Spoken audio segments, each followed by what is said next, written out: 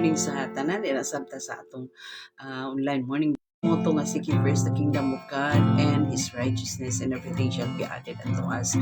Come on, let's start the day right by worshiping our God. Amen. Hello, Giselle Villanueva Clarin, Cagayan de Oro City. Kabalo kong fully awake na takaron ng mga orasa kay hayag nas gawas. Bulagta, but we are Lord, I come hungry and thirsty, empty and broken, despairing without you, and I come longing for mercy.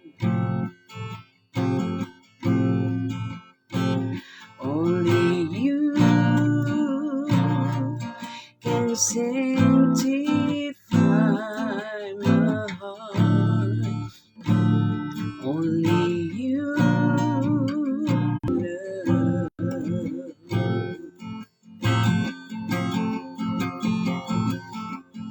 Restore unto me overflow. Shine on me. Let your glory fall. Fill me again with your power and your strength. Here I am. Let your will be done.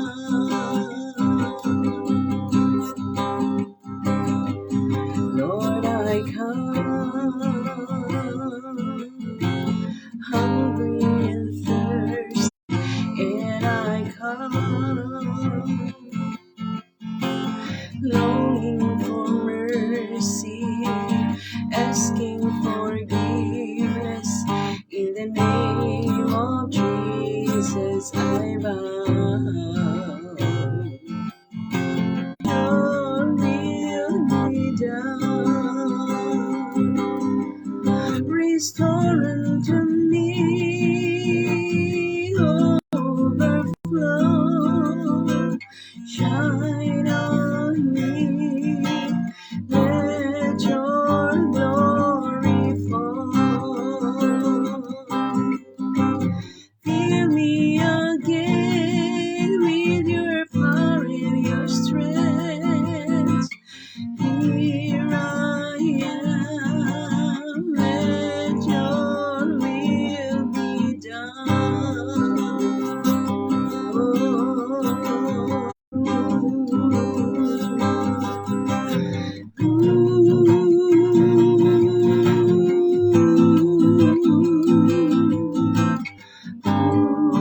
We give you praise, we give you glory, O God. Only you can satisfy. Yes, only you, Lord. Only you can sanctify.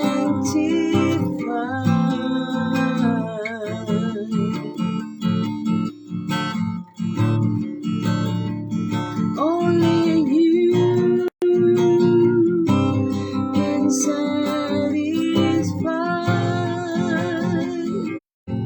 Nga mubangon kami, Amahan. Thank you kaayo, O God. Bisan pa sa isa buntag palang daan, Lord, gipasin natin ang imong Ginoo, ang imong kaluoy, ang imong ugma, ang imong grasya kanamo, Amahan. Og thank you kaayo, Lord, nga samtang kami Ginoo mga himo sa pag-exhort sa imong mahal nga pulong, Lord, that you would continue to cover us, Lord, with your glory, O God, and let your light shine upon us, Lord.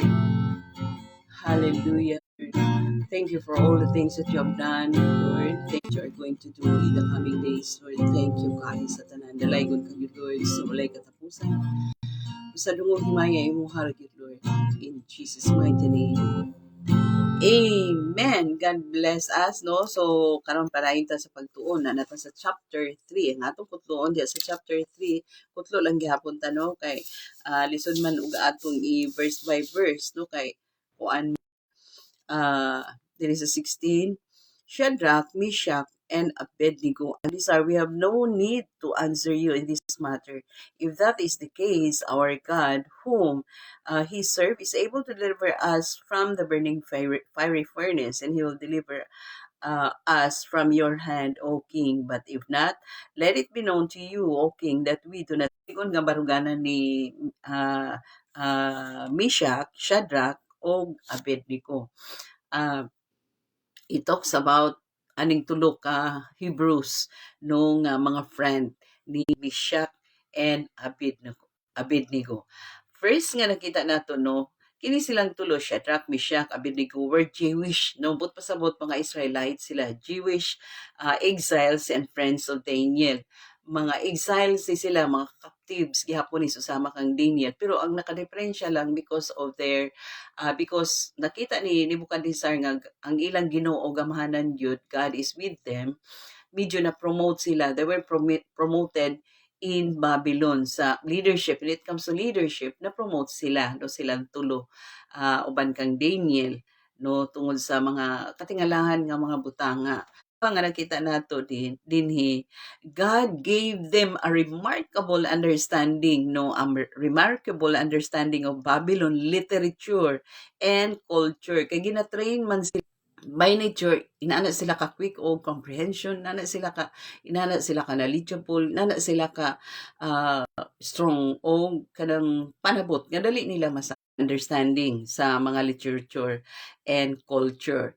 Then the third nga nakita nato din ha, they too were given positions of leadership in Babylon. So tagaan po sila og kanang high position sa Babylon. Kay hallelujah, Jesus. So nakita nato nga though gitakaan sila og leadership nga high rank nga leadership position sa Babylon because of kay nakita ni Nebuchadnezzar nga potential kay sa nga tanan sila, especially that the presence of God is with them. Appreciate man na ni Nebuchadnezzar sa kinabuhi nila nga tinuod ang ilang Dios, no, gamhanan ang ilang Dios. So they were given positions of leadership in Babylon. But sa ang ikaupat na nakita nato, though they were given, pero nagpabilin yun ang ilang loyalty sa Ginoo, nagpabilin ang ilang pagsalig sa Dios. Munang upat nga nakita, ikaupat nga nakita nato diha. Dahil ang ikalima nakita nato nga nakita po nato how they respected the king, no? Though they respected the king, hallelujah, Lord, hallelujah. So nakita nato nga though they respected the king, no, nagrespeto sila sa hari, kay especially ang hari sa Babylonia nga si Nebuchadnezzar, mao ay nag-promote nila, no, sa leadership. But they were unwilling to follow the orders of the king nga to bow down, no, in bowing down the idols. That was nila. So though girespetuhan nila si Nebuchadnezzar ang hari sa Babylonia, pero dili sila mo compromise nga ang ilang faith, dili nila i-deny ang ilang faith. So manang nakita nato nga ikalima ba nakita nato? 1, 2, 3, 4, ikalima. Though they respected the king, but they refused even though it meant to cast them into the fiery furnace. Refuse gid sila nga dili sila mo bow down, no? Dili gid sila mo compromise. So they refuse even though it meant to cast them into the fiery furnace sa kalayo, no? And then ang ikapito nga nakita nato din ha, they were assured that their God is able to save them from the furnace. But even God, no, grabe ang ilang faith, no, even God choose not to save them, they would no, usahay mo compromise, no. So mao na siya ang ikapito, 1, 2, 3, 4, 5, 6, 7 nga nakita nato, no. So ang 7, 8 7, 8. So ang ikapito gani nga nakita nato is though they respected the king. Praise the Lord. Hallelujah. So manang atong nangakutlo. So kung atong itong i-summarize ang pito ka lesson to learn nga nakita nato din ha sa 16-17 nga atong gi-describe how the three Hebrews strong their faith in the Lord. Kung atong i-summarize, no, tulo ra gid kabutang pod nga atong mahatag kanila nga grabe ka specific kaayo ang ilang devotion diya sa Ginoo. The first one is their devotion to God. And the second is they were so daring in their faith, no?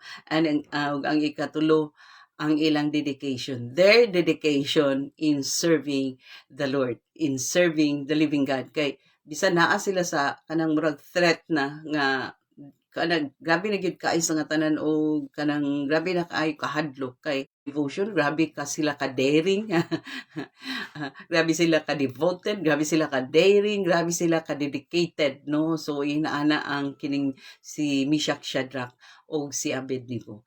So, like Daniel, inana po sila ka-strong, kaayo, o stand. Not to compromise. Ana sila, not to compromise. Hallelujah.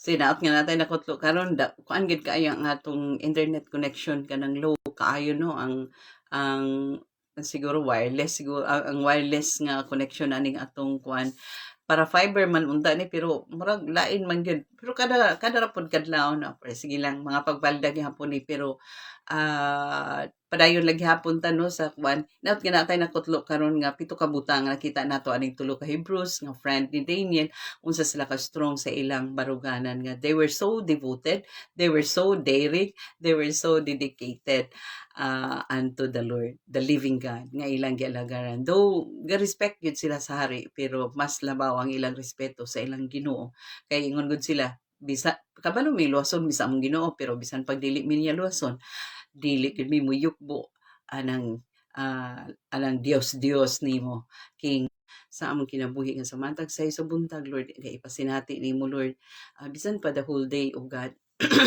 Thank you kaayo nga agamhanan ka nga Dios nga among gilagaran nga diha kanimo nothing is too difficult, nothing is impossible. Salamat og salamat kaayo Lord. Dalaygon ka gid Lord, busa naga-pray kami karon sa mga kaigsuunan nga bisan pa sa mga kaigsuunan nga naay mga gipang manage nga business. Lord, nga ikaw magatabang kanila nga maasinso sila. Sa mga teacher usab tabangi usab sila Ginoo nga ma-handle nila ilang classroom Ginoo Lord uban sa imong tabang. Sa mga kaigsuunan nga naay mga online nga trabaho Lord sa kanunay amo sila nga gitunol diha kanimo aron Lord ang ilang trabaho Lord mapasidunggan ka kanunay diha sa ilang online nga trabaho. So sama sa among ginahimo Lord na online mi o ikaw ang among gipasulungan ining tanan Lord. Thank you kaayo Lord for honoring Lord sa mga katawhan nimo Lord nga naghimo sa mga buluhaton Ginoo that honors you, buluhaton that glorifies you, buluhaton Ginoo that magnifies you Lord, the King of Kings, the Lord of Lords, and the God of Gods. Thank you kaayo Lord. Bless them Lord samtang padayon sila Ginoong nagatuman sa mga gisangon nimo nga mga buluhaton ngadto kanila Aman. Thank you kaayo Lord for always being so faithful to us Lord. Salamat kaayo even when there are times Lord nga dili mi faithful apan ikaw Antay ka namo aron walay buhat sa kaaway magmalampuson dili makapangawat ang kaaway Lord tungod kay naa ka nga guard nag-cover ka namo Lord God. Thank you kaayo sa tanan Lord. Di gid maihap Lord kung among testingan og ihap ang mga kaayo nimo ang mga ginihimo nimo sa among kinabuhi. I think for sure kita nimo ang among grateful heart.